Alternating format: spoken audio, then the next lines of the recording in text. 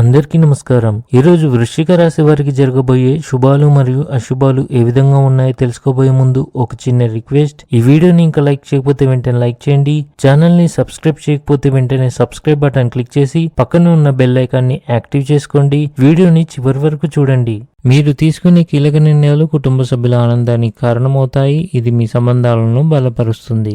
వ్యాపారస్తులు ఈ రోజు ఆర్థిక ప్రయోజనాలను పొందవచ్చు. ఈ రోజున ఒక స్త్రీ మీ జీవన ప్రయాణంలో కీలక మార్పులకు కారణమవుతుంది.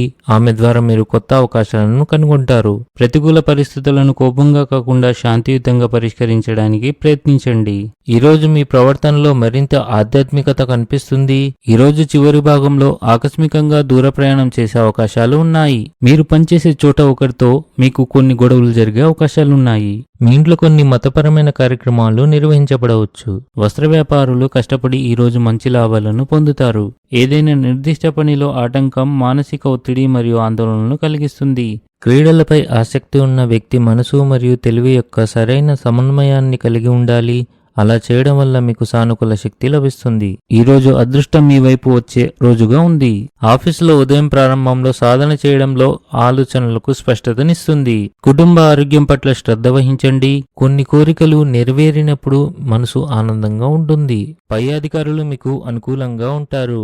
మీరు ఎక్కడైనా ప్రయాణించాలని ప్లాన్ చేసుకోవచ్చు, కానీ మీరు మీ ఆహారంపై కొంత శ్రద్ధ వహించాలి. మీరు నివాస మార్పు లేదా కొత్త ఇంటి కొనుగోలు కోసం ప్రణాళికలు ఖరారు చేయవచ్చు.